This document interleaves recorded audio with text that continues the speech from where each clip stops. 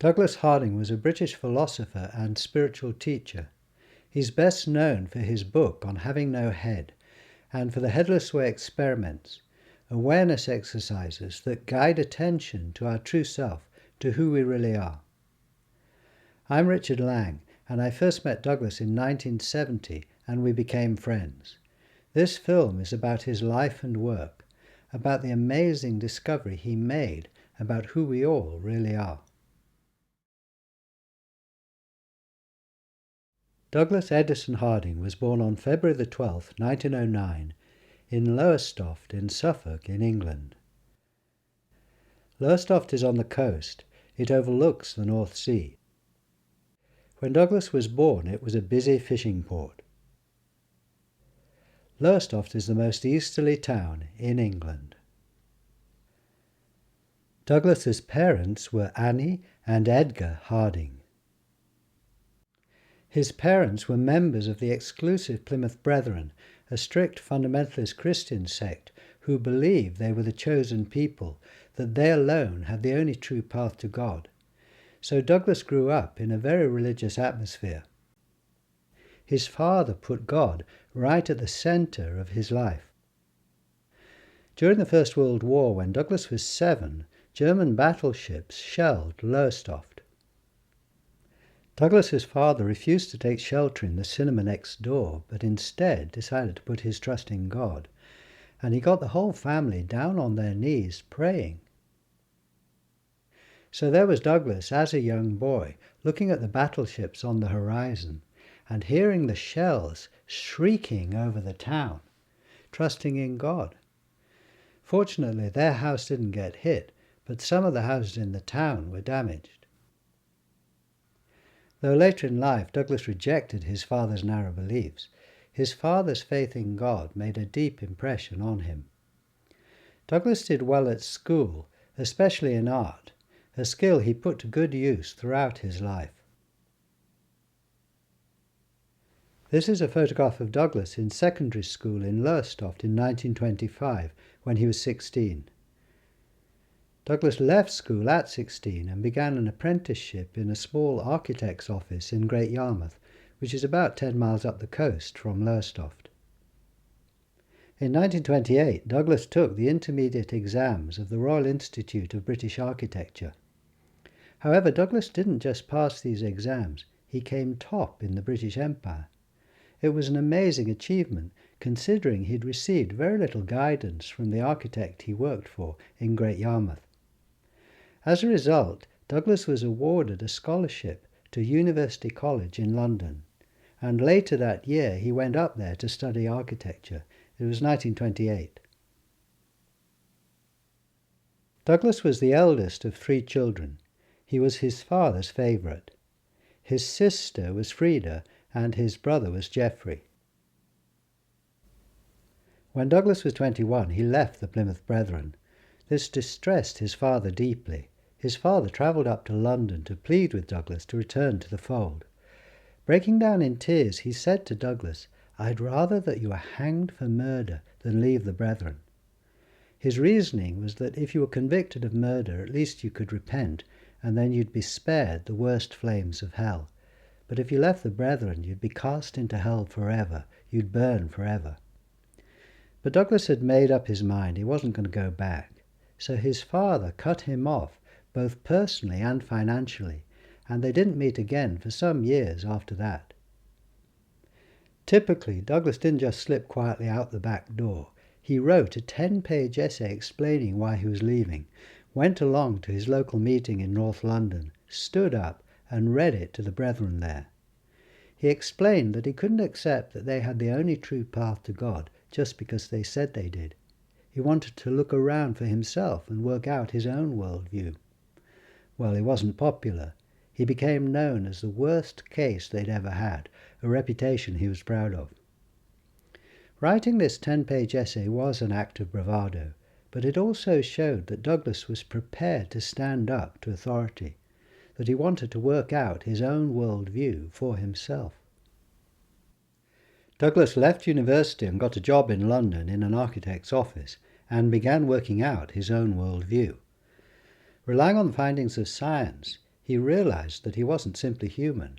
At close range, he was made of millions of cells. He was like a walking zoo, a fact which astonished him. At the same time, he realized that he, as Douglas, was like a cell in a greater body, the body of humanity. Douglas was working out that he wasn't simply human. He'd got layers like an onion. In 1933, Douglas moved back to Suffolk, to Ipswich. He got a job with an architect there, who was the son of the local bishop. In fact, to begin with, Douglas lived in the bishop's house. Douglas was in Ipswich at this point in his life for 4 years before he went to India. During this time, he completed his first book. A central idea in the book is that tools are an extension of the body. In other words, we don't stop at the boundaries of our skins. There's no absolute dividing line between the self and the world. He called this book The Meaning and Beauty of the Artificial. He also called it Mabel for short. This was a joke. Mabel was also the name of his aunt, Aunt Mabel. During this period in Ipswich, Douglas wrote short stories. Stories about his childhood, about his father, his grandfather. Douglas had ambitions to be a writer. Whilst he was in Ipswich, Douglas had a brief relationship with a lady, Chloe. Chloe became pregnant, but she didn't want the relationship to continue. In fact, she moved to Spain, and Douglas didn't meet their daughter Lydia until many years later. Douglas met someone else, Beryl. They were married in December 1935. Early in 1937, they moved to India. Douglas got a job as an architect in Calcutta. One of the jobs that Douglas was involved with was the construction of the new custom house in Calcutta. Not only did Douglas work as an architect when he arrived in India, he also wrote a novel, How Briggs Died. And he took many photographs. Street scenes in Calcutta, by the Ganges in Benares. These are funeral pyres. Douglas also travelled to the Himalayas. By the time the Second World War broke out in 1939, Douglas and Beryl had 2 sons, Julian and Simon. Then in 1940, because of the war, Beryl left India with the children to take refuge in America. The following year, Douglas joined the army in India. He was 32. However, throughout this period of new responsibilities and upheaval, Douglas continued his search for a modern, verifiable view of his identity, of his place in the world. In 1941, he completed another book, An Unconventional Portrait of Yourself. It was written for younger readers and contains many simple drawings illustrating his ideas. This book shows that Douglas had been working hard. He developed his understanding of the layers of his identity, from atoms to the galaxy, of the connections between the layers, and he'd become convinced that at the center of all these layers, at his center, there existed a timeless and spaceless self. After he'd completed An Unconventional Portrait of Yourself, Douglas didn't stop thinking deeply about his identity. In fact, if anything, his quest intensified. With the war on, Douglas was aware it was a dangerous time. You didn't know how long you got to live, and he wanted to find out who he really was before he died. Douglas's notebook from this period shows how deeply he was continuing to think things through. It was typical of Douglas to do much of his thinking with the aid of diagrams. Then, one day, early in 1943, a missing piece of the jigsaw puzzle, the central piece, fell into place. Here's what happened. Douglas was reading The Grammar of Science by Karl Pearson. In this book, he found a self-portrait by the physicist and philosopher Ernst Mach. but this was an unusual self-portrait. Most self-portraits are drawn using a mirror, I suppose. You look in the mirror and you draw what you see there. In other words, you're drawing what you look like from a couple of feet away. You're drawing one of your appearances, your human appearance. But this self-portrait by Mark was drawn without using a mirror, from his own point of view. It wasn't what he looked like to others, it was what he looked like to himself from zero distance. As you can see, he drew himself without a head. Douglas looked at himself and found he was in the same condition. He was headless too. He could see his body visibly emerging from nothing. Until this moment, Douglas had been convinced that a formless self existed at his centre, but it had seemed to be an inaccessible mystery hidden inside him. But now he was seeing that it wasn't hidden. He was actually looking out of this self, out of this central emptiness. He was seeing his single eye, this boundless, timeless awareness that's full of everything, that is everything. What a tremendous discovery, to actually see this central self. Douglas's notebook now shows him working out the implications of what he was seeing. The two pairs of stick figures illustrate that when we look at each other, we swap heads, we trade faces. Later on, Douglas wrote about this first moment of seeing he was headless in his book on having no head, published in 1961. It starts with the dramatic words, "The best day of my life, my rebirth day, so to speak, was when I found I had no head." Douglas goes on to describe that he was walking in the Himalayas at the time. Douglas did walk in the Himalayas and did notice he was headless there, but this wasn't where he first realized he was headless. It was a dramatic way of starting the book, of capturing the reader's attention. The first moment when he realized he was headless was when he saw the picture by Mark. Douglas knew he'd discovered something of immense importance. Soon afterwards he made a decision. He was sitting in the lounge of the Saturday Club in Calcutta at the time. He committed himself 100% to working out the implications of what he'd discovered and presenting them to the world. Shortly before the end of the war, Douglas returned to England and was reunited with his family. They settled in Ipswich. Douglas decided not to return immediately to architecture so that he could devote himself fully to the book he'd started in India. But the book grew and grew. He developed a card index system to help him organize all his ideas. In the end, the project grew so big he had more than a dozen boxes full of cards. Though Douglas was working on the book usually 14 hours a day, 7 days a week, it took him until 1950 to complete, an amazingly focused stretch of work. Here's the first complete handwritten version. As you can see, it's huge. It weighs 5 kilos.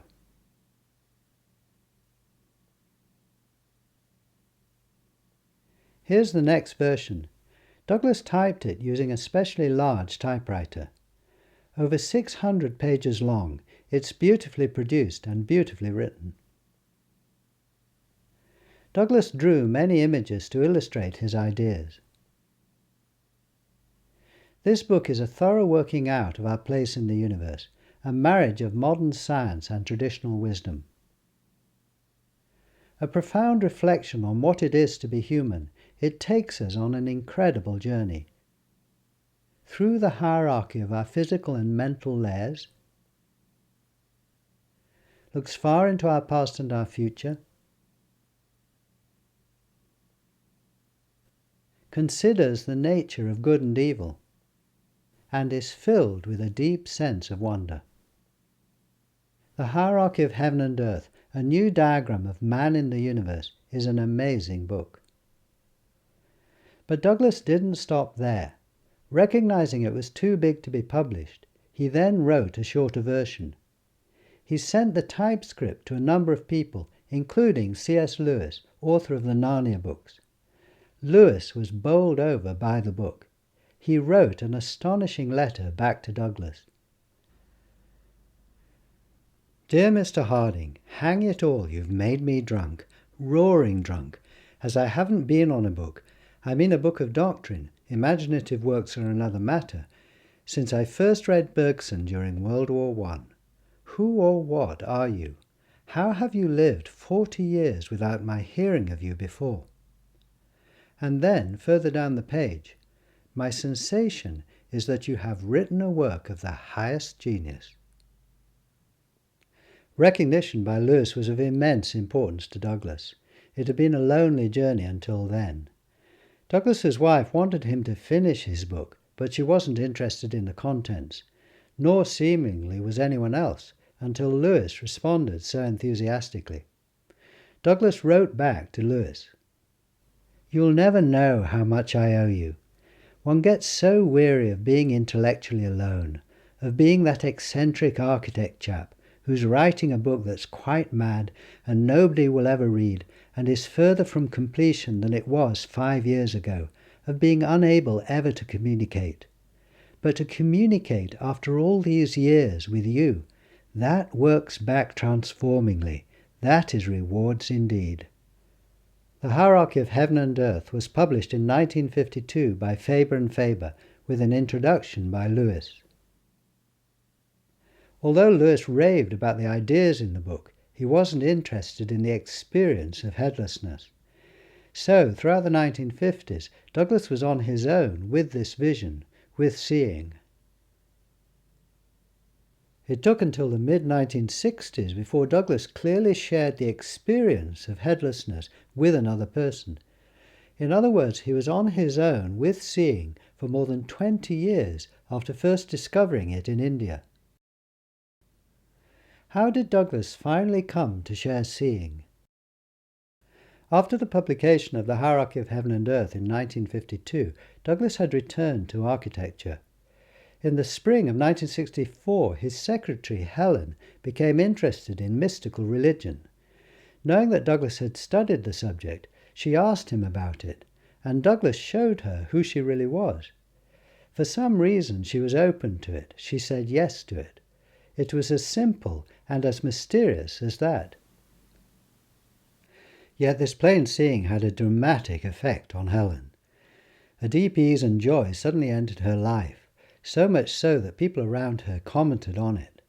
She found herself completing ordinary tasks in half the time with far less effort. Seeing that she was out of the way, things seemed to get done by themselves. Even her tennis improved dramatically overnight. Dropping the idea that she was playing, she watched as the one played and won. Seeing the effect on Helen deeply impressed Douglas. He called it 10 days that shook the world. For the first time in his life, someone else was seeing what he was seeing, or rather seeing who he was seeing. This opened up a new level of communication, the experience of the one talking with itself about itself. Until this moment, Douglas had wondered whether or not he'd ever share seeing with another person. Sharing seeing with Helen laid to rest something deep within Douglas. Now I can die, he thought to himself. At last I've shared seeing with another person. But Douglas didn't die after sharing seeing with Helen. In fact, this first sharing turned out to be the beginning of a much wider sharing, a new phase of his life, where more and more people began saying yes to seeing. Admittedly, it was slow at first, perhaps just a handful of people over the next year. But after so long on his own, it was a hugely encouraging and exciting development for Douglas. A Rubicon had been crossed. A society of seers was being born. Another turning point came in the late 1960s, when Douglas began inventing his experiments, simple practical tests for investigating the question, who am I? These experiments are a breakthrough in terms of communicating seeing simply and effectively. Perhaps the simplest experiment is the pointing experiment. I'll guide you through it and several other experiments now. Point at something in front of you and notice it has colour and shape. It's a thing. Now point at your foot and notice it has colour and shape as well.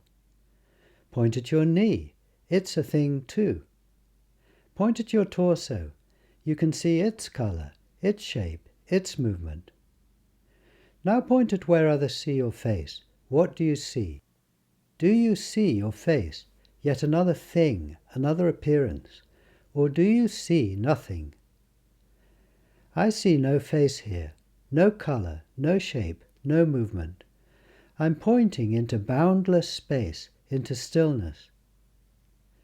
Now point outwards at the same time with your other hand.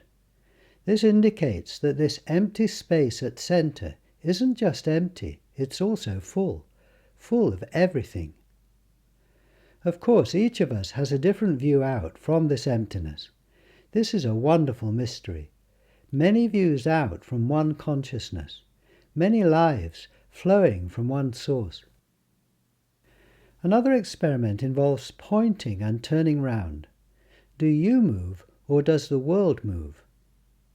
When you're cycling, are you moving, or is the road moving? When you're in a car, aren't you still whilst the scenery moves? When you're with another person, are you face to face with them, or face to no face? Here's a video clip of Douglas Harding, probably from the late 60s, and perhaps the earliest video of Douglas, where he talks to the viewer about being face to no face.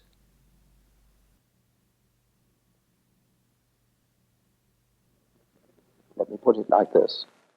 Are we face to face at this moment? Or is it not rather, from your point of view, face to no face? Are you not, as first person, right there where you are in your chair, headless, faceless? So the only face which now you are enjoying or suffering from is one with a white beard. Isn't this true? We are surely face to no face, completely asymmetrical in our relationship. Not like that, face to face, but like that. Now, isn't it very odd that we should have overlooked this simple truth of what it's like where we are? And here's a second clip from that film. Well, it's up to you. The ball is in your court. If you told me that right where you are was not what I've described, this pure light, this clarity, this emptiness, if you told me that on the contrary, where you are is a solid lump and you're looking out of it through two little windows and it's dark and close and small in there, I suppose in a sense I should have to believe you. Well, perhaps not believe you, but I should certainly have to respect your view, and I should have no right to challenge it. But I really do most sincerely suggest to you that you should, for yourself,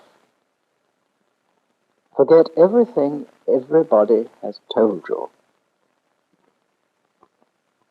You see, a confidence trick has been played on you and on me, on all of us. We have to forget what we have been told and look afresh at what is right where we are.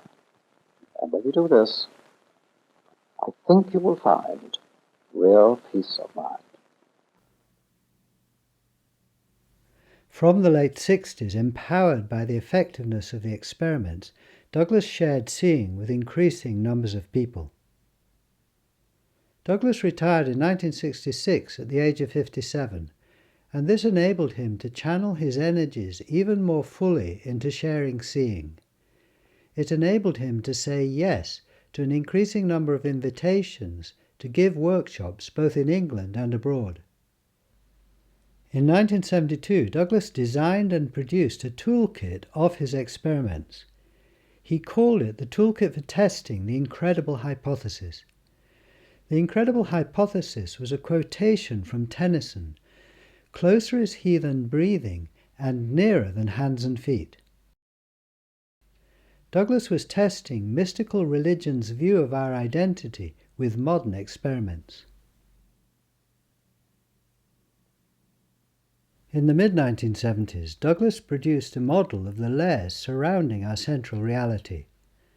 The Universe Explorer model is an elegant demonstration of the main idea in his book, The Hierarchy of Heaven and Earth. It demonstrates the structure of who we really are.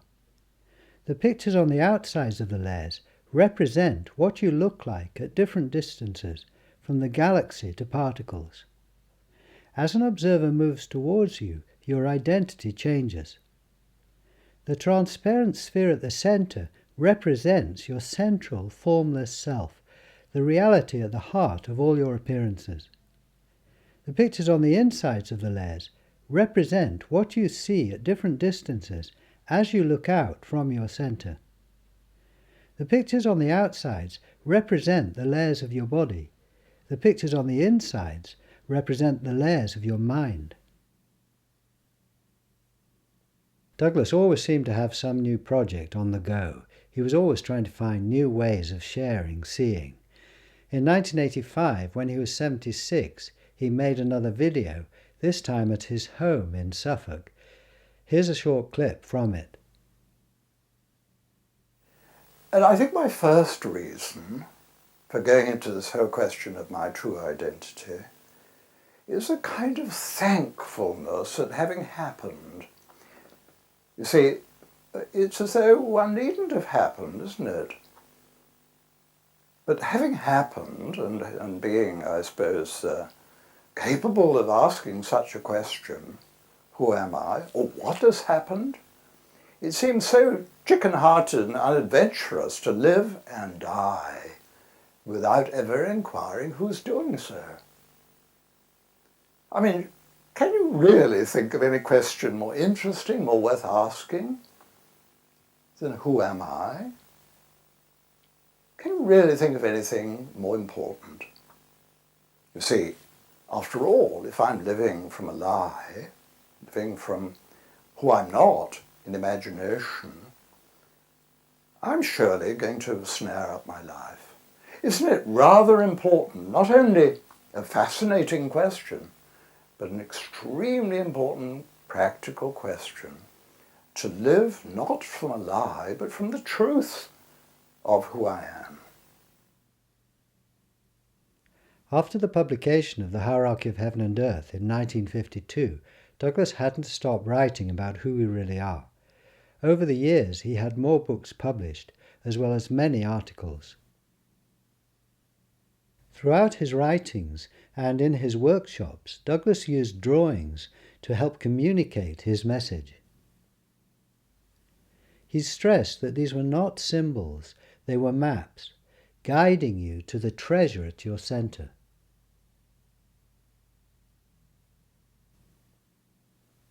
Douglas had tremendous energy. He was irrepressibly enthusiastic about who we really are. Here's a final video clip of him, this time in 1991 when he was 82, giving a talk in Melbourne, Australia. But to lie about this is fatal. Let me be sane, let me be truthful, let me have the enterprise to tell it like it is about where I'm coming from. Particularly as the great ones down the ages have said, that if we live from what is given in all obviousness, we shall find blessing heaped on blessing, and we shall see that we are built, open for one another. We're going to give love a chance, and we're going to see that we are built, busted wide open for each other, built for loving. In the old way, convention says we are confronting one another, face to face, head-on collision. Look and see what it's like, right where you are. And I would suggest you're looking at Douglas out of this wonderful transparency that William Shakespeare talks about. Transparency. And not looking at Douglas out of two peepholes in a thing but one great window. After that trip to Australia in 1991, Douglas then did a workshop in Paris where he met Catherine, whom he later married in 1995. Douglas and his first wife had separated in 1975. For the remainder of Douglas's life, he died in 2007, aged 97. He and Catherine conducted workshops together, and they kept an open house at their home in Suffolk for anyone interested in seeing.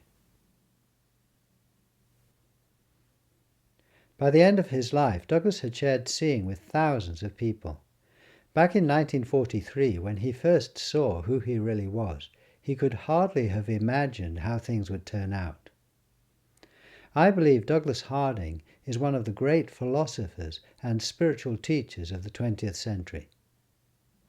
Douglas is little known at the moment, but if you do the experiments and recognize what he was pointing out, the reality behind all your appearances, I think you'll see what a genius he was. His method delivers the goods. And behind his amazingly effective experiments is his great work, The Hierarchy of Heaven and Earth, a new diagram of man in the universe. One of the books that Douglas wrote in the 1980s was The Little Book of Life and Death. The theme of this book is that all things die. So, find out if you're really a thing that will die, or you're the no thing full of everything that was never born and will never die. Look right where you are and discover the most amazing truth about yourself. At the end of this book, Douglas draws a picture of his own imagined headstone. There are no words on the headstone, simply a pointing finger. During his life, Douglas wrote many words, but perhaps this headstone communicates most simply and directly the essence of his message about who we really are. No words, just a pointing finger.